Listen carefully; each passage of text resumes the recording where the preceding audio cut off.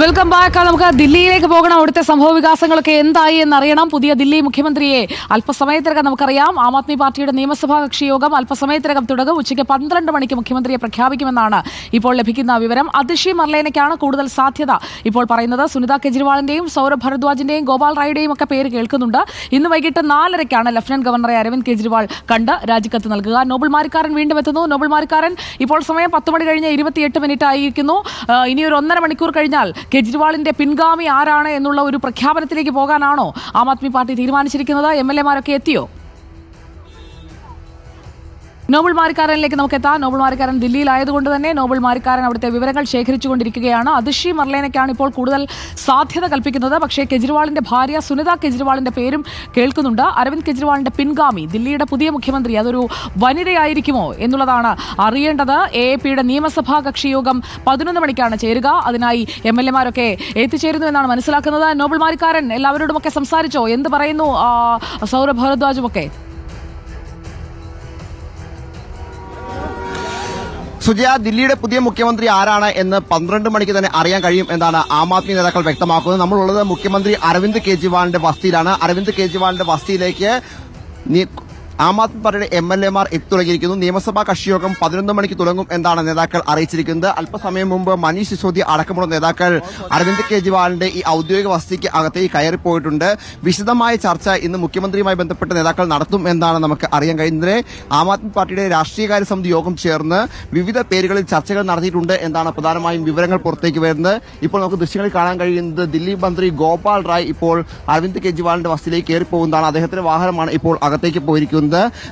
ഇന്നലെ നടന്ന ഈ ആം ആദ്മി പാർട്ടിയുടെ രാഷ്ട്രീയകാര്യ സമിതി യോഗത്തിൽ പ്രധാനമായും ചർച്ചകളിലേക്ക് വരുമ്പോൾ നമുക്ക് എടുത്തു പറയേണ്ട പേരുകൾ എന്ന് പറയുന്നത് അത് ഒന്നാമത്തെ പേര് അതിഷി മർലേനയുടേതാണ്. നിലവിൽ അരവിന്ദ് കെജ്രിവാൾ മന്ത്രിസഭയിൽ 11ഓളം വകുപ്പുകൾ കൈകാര്യം ചെയ്യുന്ന മന്ത്രിയാണ്. അതോടൊപ്പം തന്നെ അരവിന്ദ് കെജ്രിവാളിന്റെ ഏറ്റവും വിശ്വസ്തയാണ്. അതോടൊപ്പം മറ്റ് പല നേതാക്കളും, പ്രത്യേകിച്ച് കൈലാഷ് ഗെഹ്ലോട്ട്, അതോടൊപ്പം തന്നെ രാഘവ് ചദ്ദ, ഒപ്പം സൗരഭ് ഭരദ്വാജ് തുടങ്ങിയ പേരുകളൊക്കെ ചർച്ചയിലുണ്ട്. എന്താണെങ്കിലും ഇന്നിപ്പോൾ 11 മണിക്ക് ആരംഭിക്കുന്ന MLA മാരുടെ യോഗത്തിൽ ഇതുമായി ബന്ധപ്പെട്ട ഒരു അന്തിമ ചർച്ചയുണ്ടാകും. അതിനുശേഷം 12 മണിയോടെ നേതാക്കൾ മാധ്യമങ്ങളെ കണ്ട് ആരാകും പുതിയ മുഖ്യമന്ത്രി എന്ന് പ്രഖ്യാപിക്കുകയും ചെയ്യും. വൈകിട്ട് 4:30 അരവിന്ദ് കെജ്രിവാൾ ഇന്ന് ലഫ്റ്റനന്റ് ഗവർണർ VK സക്സേനയുമായി കൂടിക്കാഴ്ചയ്ക്ക് സമയം അനുവദിച്ചിരിക്കുന്നത്. ആ കൂടിക്കാഴ്ചയിൽ അരവിന്ദ് കെജ്രിവാൾ തന്നെ രാജി നൽകുകയും അതോടൊപ്പം തന്നെ ആരായിരിക്കും പുതിയ മുഖ്യമന്ത്രി എന്നുമായി ബന്ധപ്പെട്ട അദ്ദേഹത്തിന്റെ MLA മാരുടെ പിന്തുണ കത്ത് നൽകുകയും ചെയ്യും. സന്ദീപ് പഥക്, ആം ആദ്മി പാർട്ടിയുടെ സംഘടനാ ജനറൽ സെക്രട്ടറിയാണ്. അദ്ദേഹം ഇപ്പോൾ അരവിന്ദ് കെജ്രിവാളിന്റെ വസതിയിലേക്ക് കയറിപ്പോകുന്ന ദൃശ്യങ്ങളാണ് നമുക്ക് കാണാൻ കഴിയുന്നത്. ഇത്തരത്തിൽ നേതാക്കൾ, മുതിർന്ന നേതാക്കളൊക്കെ ഇങ്ങോട്ട് എത്തിക്കൊണ്ടിരിക്കുകയാണ്. നേതാക്കൾ എത്തിയതിനു ശേഷം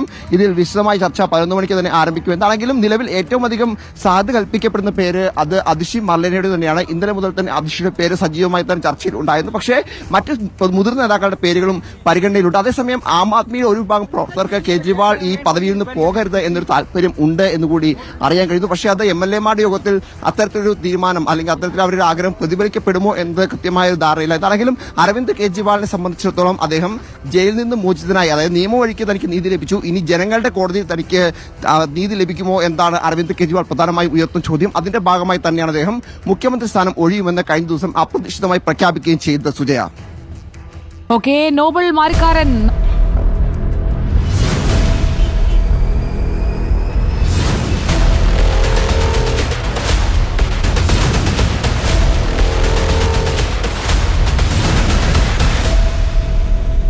ഇനി 1.5 മണിക്കൂർ മാത്രമേ ബാക്കിയുള്ളൂ. നമുക്കൊപ്പം നോബൽ മാരിക്കാരൻ തുടരുന്നുണ്ട്.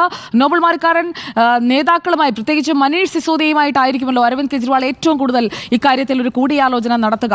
സുനിത കെജ്രിവാളിനെ കൊണ്ടുവരുമ്പോൾ മാത്രമാണ് കെജ്രിവാൾ എന്ന പേര് ഡൽഹി രാഷ്ട്രീയത്തിൽ അത് വീണ്ടും ഉയർത്തിക്കാട്ടാൻ കഴിയുക. അതിഷിയിലേക്ക് പോയി കഴിഞ്ഞാൽ ഒരു വനിതാ മുഖ്യമന്ത്രി വരുന്നു. ഷീലാ ദീക്ഷിതിന്റെ പിന്നാലെ വരുന്ന ഒരു വനിതാ മുഖ്യമന്ത്രി എന്ന നിലയിൽ അതിഷി എന്ന പേരായിരിക്കും ചർച്ച ചെയ്യപ്പെടുക. അതുകൊണ്ട് തന്നെ ഇക്കാര്യത്തിൽ മനീഷ് സിസോദിയയുടെ അഭിപ്രായം എന്താണ് നോബൽ? സുജയ, മനീഷ് സിസോദിക്കും അരവിന്ദ് കെജ്രിവാളിനും ഇക്കാര്യത്തിൽ ഒരേ മനസ്സാണ് എന്ന് വേണമെങ്കിൽ പറയാം. കാരണം അന്ന് അരവിന്ദ് കെജ്രിവാൾ തന്റെ രാജി പ്രഖ്യാപിക്കുമ്പോൾ തന്നെ മനീഷ് സിസോദിയ ഇതിൽ മുഖ്യമന്ത്രി ആകില്ല എന്ന് അദ്ദേഹം ആദ്യമേ തന്നെ പറഞ്ഞിരുന്നു. അതായത് ഈ രണ്ടുപേരും തമ്മിൽ ഈ രാജിയുമായി ബന്ധപ്പെട്ട അവരുടെ ചർച്ചകൾ പ്രാഥമികമായി നടന്നു എന്നാണ് നമുക്ക് വിവരം ഉള്ളത്. അത് മാത്രമല്ല, ഈ ചർച്ചകൾക്ക് ശേഷം അരവിന്ദ് കെജ്രിവാളിന്റെ വസതിയിലെത്തി പല ഘട്ടങ്ങളിൽ മനീഷ് സിസോദിയ അദ്ദേഹവുമായി കൂടിക്കാഴ്ച നടത്തുകയും തുടർ ചർച്ചകൾ നടത്തുകയും ചെയ്തിട്ടുണ്ട്. മദ്യനയ അഴിമതി കേസിൽ ആദ്യം അകത്തുപോയ പ്രധാനപ്പെട്ട നേതാവ് മനീഷ് സിസോദിയാണ്. അദ്ദേഹം ഉപമുഖ്യമന്ത്രി മുഖ്യമന്ത്രിയും എക്സൈസ് വകുപ്പിന്റെ അതായത് ഈ എക്സൈസ് വകുപ്പിന്റെ മന്ത്രിയും കൂടിയായിരുന്നു. അദ്ദേഹമാണ് ആദ്യം ജയിലിൽ പോകുന്നത്. പിന്നീടാണ് ബാക്കി നേതാക്കളെ പ്രധാനപ്പെട്ട നേതാക്കൾ എല്ലാം ജയിലിലേക്ക് പോകുന്ന സാഹചര്യം ഉണ്ടായത്. അതുകൊണ്ട് തന്നെ മനീഷ് സിസോദിയ മുഖ്യമന്ത്രി ആകില്ല എന്ന് അരവിന്ദ് കെജ്രിവാൾ അന്ന് പൊതുപരിപാടിയിൽ തന്നെ പ്രഖ്യാപിച്ചു. ഇവർ രണ്ടുപേരും തമ്മിൽ ഇതുമായി ബന്ധപ്പെട്ട ചർച്ചകൾക്ക് ശേഷമാണ് ആ പ്രഖ്യാപനം ഉണ്ടായത്. എന്താണെങ്കിലും ആം ആദ്മിയുടെ കൂടുതൽ MLA-മാർ അരവിന്ദ് കെജ്രിവാളിന്റെ വസതിയിലേക്ക് പോകുന്ന ദൃശ്യങ്ങളാണ് നമുക്ക് ഇപ്പോൾ കാണാൻ കഴിയുന്നത്. അത്തരത്തിൽ അതിഷി മർലേന നമുക്ക് ഏറ്റവും അധികം മുഖ്യമന്ത്രി സ്ഥാനത്തേക്ക് പരിഗണിക്കപ്പെടുന്ന നേതാവാണ്. അതിഷി ഇപ്പോൾ എന്താണെങ്കിലും അരവിന്ദ് കെജ്രിവാളിന്റെ വസതിക്ക് അകത്തേക്ക് കയറിപ്പോയിരിക്കുന്നു. അതോടൊപ്പം തന്നെ മറ്റ് MLA-മാരും ഇപ്പോൾ അങ്ങോട്ട് പോകുന്നതാണ്. നമുക്ക് സൗരഭ് ഭരദ്വാജ് അദ്ദേഹവും എത്തിയിരിക്കും. അത്തരത്തിൽ പ്രധാനപ്പെട്ട നേതാക്കൾ ഓരോരുത്തരായി അരവിന്ദ് കെജ്രിവാളിന്റെ വസതിയിലേക്ക് കയറി പോകുന്നതാണ് നമുക്ക് ഇപ്പോൾ ദൃശ്യങ്ങൾ കാണാൻ കഴിയുന്നത്.